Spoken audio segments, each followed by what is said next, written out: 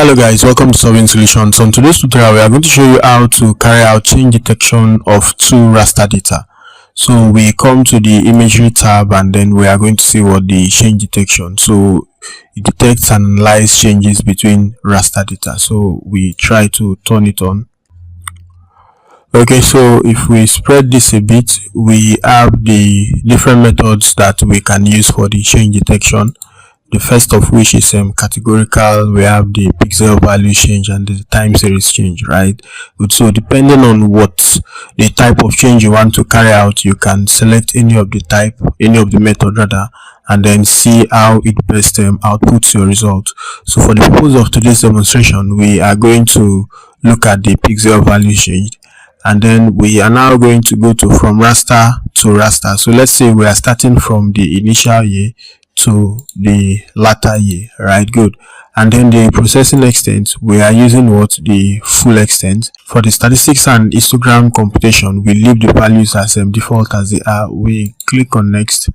Then the difference type, is it absolute or relative, right? Good. So we are trying to take it relative from the other raster, right? Good. So let's click on relative, but there are descriptions for each of them, so depending on what you want to do, you select the best choice.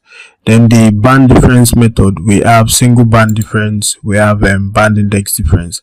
So calculate the difference between band values for a single band, or calculate a band index from multi-band imagery, then calculate the difference. So since we are working with single band, we go with this, and then it will now be band 1 to band 1 because it's just single band. And then for the cell size type, maximum of, and then the extent type, we leave it at intersection, right? That's how they relate. Then we click on next. So we have the classify difference. Click on compute statistics and histogram.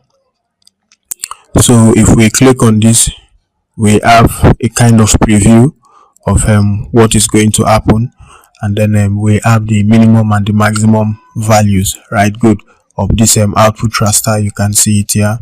Okay, so let's click on generate. Okay, so we click on next, and then we are finally getting to the end of the change detection wizard, and then the save result as is a raster dataset. The smoothing neighborhood, we leave it at none, and then we click on run.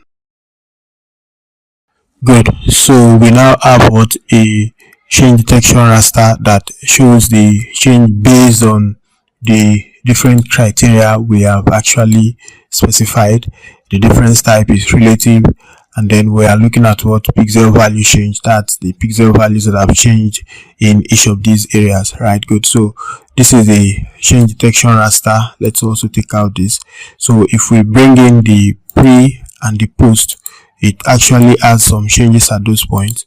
So those are the changes that have been mapped out. You can see if we are using this as a case study, at one point we have this particular green color to this extent, then in the change it was also mapped out. So depending on the class, if it's a land use land cover data you are working with, depending on the class that these colors represent, you can actually use them to define what has changed and how they have also changed, right? Good. So thanks for coming to class. We hope to see you on another one. Until then, keep staying safe and have a fantastic time. Bye.